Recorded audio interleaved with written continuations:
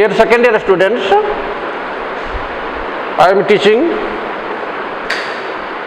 the poem A Psalm of Life by Henry Wadsworth Longfellow, the American poet.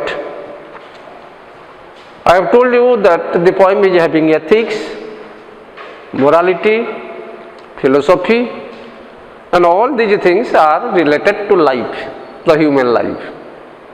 You mark. Dear students, stanza 1 has gone. He says about life, what life is. And in stanza 2, the poet wants to say that life is real, life is earnest, life is real. In reality, we cannot say that life is full of dreams. We cannot say. Both the things are there. The dream and the reality. Ups and downs, triumph and defeat, sunshine and rain. All these two things are blended each other. And there is the juxtaposition or the blending of two things I have told you. Dear students, life is real, life is earnest. So life is real, you don't know, and life is also earnest.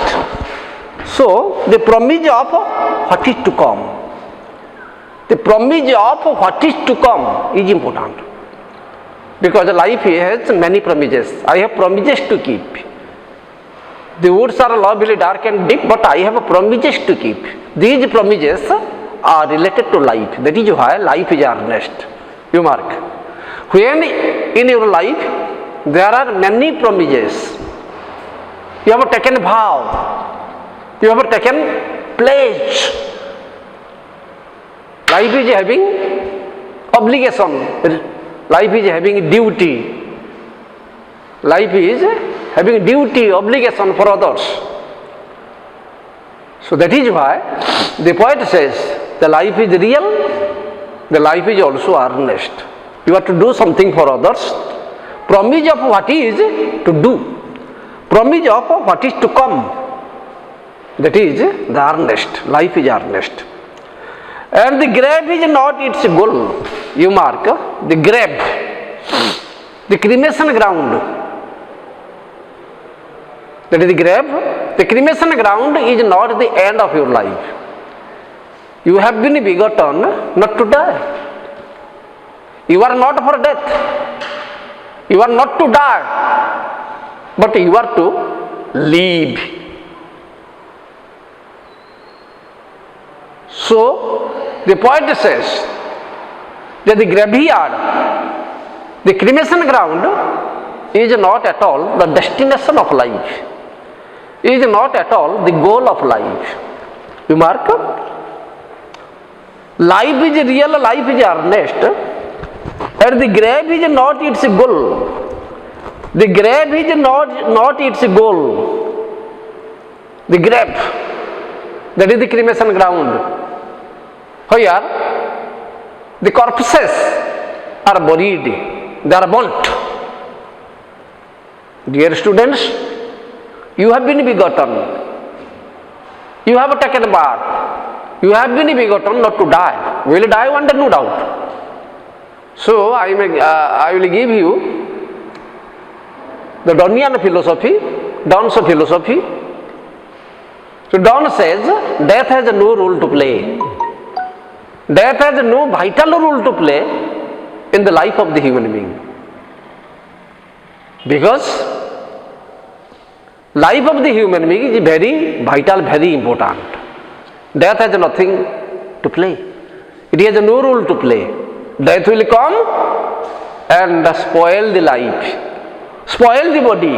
It will come and spoil the body. It will come and destroy the body, ruin the body. But it will never take away our souls, which are permanent, eternal, perennial, perpetual. And that is why soul is ever fixed. It is just like a seasoned timber, metaphysical conception. So in George Herbert's poem, we have come across that soul is just like a seasoned timber, which is not perishable, which is not at all perishable. Life is real, life is earnest, and the grave is not its goal. The destination of life is not the cremation ground. The destination of life is not at all is the cremation ground or the graveyard. Dust thou art, to dust thou returnest. Dust thou art, to dust thou returnest was not spoken of the soul. You have come, or we have come out of dust. We have come from the dust, and we will mingle ourselves. We will merge, we will mingle ourselves with the dust. It is not at all the spoken of the soul, because it is eternal. The soul is eternal, the soul is permanent. The body is perishable. The body is perishable, it is transitory, it is short-lived. I can also kill my body. What death else? What else death can do? Death will never do anything, so far as human soul is concerned. You do mark. No, life is real, life is earnest, and the grave is not its goal. Grave means cremation ground, burial, where the human bodies, the corpses, the dead bodies are buried. Dead bodies are buried or burnt. And the dust thou art, you have come from the dust. And you are also going to the dust, no doubt. To dust, going to the dust. But your soul is not going towards dust. Your soul has come from the God, the Creator.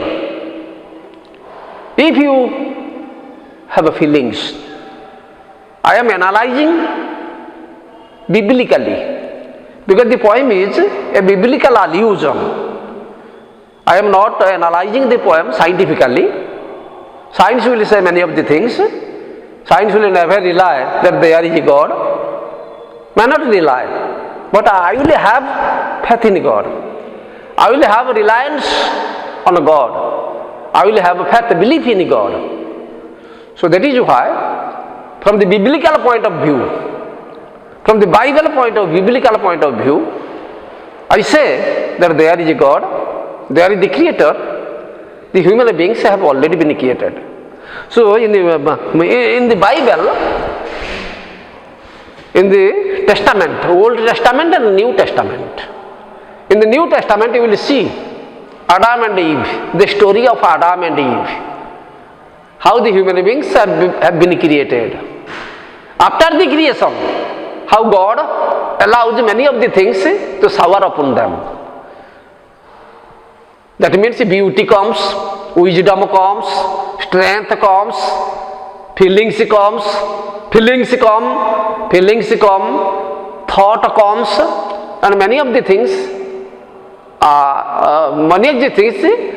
have already been given by God Himself after the creation of human being is there. So, Adam and Eve, they are our predecessors. They are predecessors, Adam and Eve, both wife and husband, enjoying the psalm of life, the song of life in the paradise, Adam and Eve. So this is a metaphysical conception of life, or this is a biblical conception of life. But when you go to science, it will unravel many things. It will unmask the truth, unravel many things, unravel the truth. But it will go in a different way. The literature will go in a different way. So that is why the poetry of The last half of the 19th century, you mark, the poetry of the last half of the 19th century is very critical. Why? There is a scientific invention, industrial revolution, incessant, immense scientific invention is there just in the last page of the 19th century, Victorian time in English. So when we will analyze the poem scientifically, you will have a different meaning. But I will analyze the poem, or I am analyzing poem in a different way, ethical point of view, or that is biblical point of view. All these things are there. And the dust thou art, to dust thou art, dust thou art, to dust thou returnest, was not spoken of this soul. Since soul is permanent, death has nothing to do with the soul. The death will come and destroy our body. But I can also kill my body without taking the help of death. Without taking the help of death, death is personified. You mark. Death is personified. It is a person coming to you. And without taking resort to death, that person death, I will kill my body. So death will never do anything to my body. Only it will come and take away my body is meaningless, no doubt. Let him take my body. That is meaningless. But it will never take my soul. That is the thing. So dust thou come, dust thou art, to dust thou returnest. You have come from dust, and you will also return to the dust. Was not the spoken of the soul. That is not at all the spoken. That is not at all the say, S-A-Y, noun form. That is not at all the say of the heart. That is not at all the say of the soul, S-O-U-L. That is not at all say. Dear students, you mark that soul has a connection with, a divine connection. Soul has a divine connection. It is a divine affinity, divine connection. It has a connection with God. God has created us. God has given soul, and He will also take away the soul from the human body, So that is why the poet says, the dust thou art, to dust returnest, is not at all the spoken of the soul. So,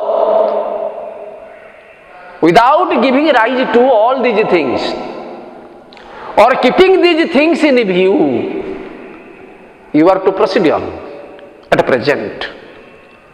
You are to proceed on at present. That is why the poet has given this carpe diem theme. I have told you, the poem is based on carpe diem, C-A-R-P-E-D-I-E-M, capital D. The poem is based on carpe diem theme. Important, very important. Present time is very important. Future is darkened. Future is in dark, and the past is buried, and the present is important. Go on working, proceed on, go on, and keep and do very important things. Do very important things. Preserve name and fame. Preserve your name and fame. Leave the memento. Leave the memento. Leave the footprints. Leave the footfalls on the sands of time, and go on, proceed on, without looking back to the past and looking forward. Go at present, do at present, proceed at present. Dust thou art, to dust thou returnest, was not spoken of the soul. That is not at the say of the soul. Since soul is an extract, it is an extract from the God's soul, from the big soul, a greater soul that has already come. Death will never do any harm to it. Death will never make any damage, do any harm to it. So that is why human soul is very important. So this is about the second stanza of the poem. In the first line of the second stanza, you see, in the first line of the second stanza, life is real, life is earnest, may be personified. Personification is there, life is real, life is earnest, personification. Or sometimes we stick to anaphoric description. Anaphoric, A-N-A-P-H-O-R-I-C, anaphoric description, because life is repeated. Life is real, life is earnest. That life is repeated. Life is. So, maybe the anaphoric description the poet has made, and life itself has been personified. There is the sense of a personification, a figure of speech. And anaphora, A-N-A-P-H-O-R-A, anaphora or anaphoric description. And the grab is not its goal, grab gul, G sound is hard. The G sound is repeated, grab and gul, G sound is hard. Consonants, consonantal sound, consonants or alliteration mark. What is alliteration? That is consonants, or that is also the consonantal sound. The consonantal sound is hard, goal and grab. And the grab is not its goal. Dost thou art, to dost thou returnest. Not to live, not to die.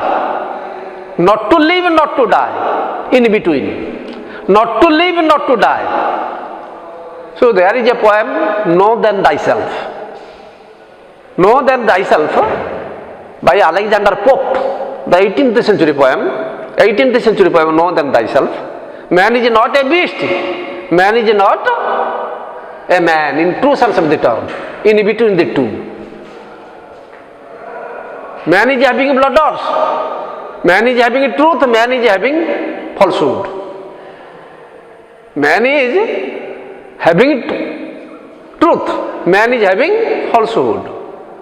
We say, but the poet says that it never comes to truth, it never comes to falsehood.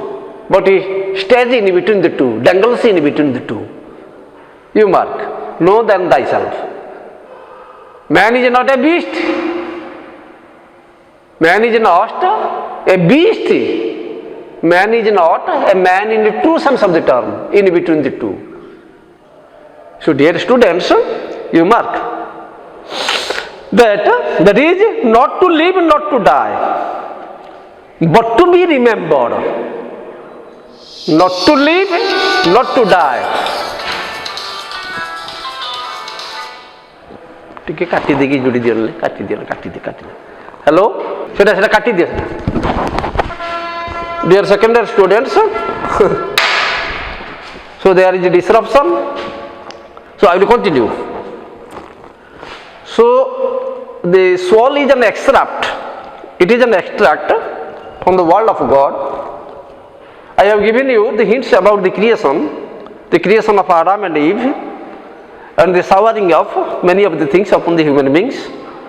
So I have told you, and since it is a very critical poem related to the existence of life, the philosophy of life,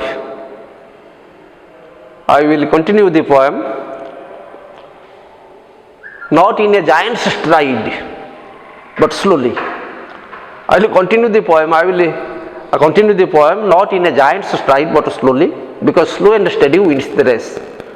Today this much, and I will come to the third stanza of the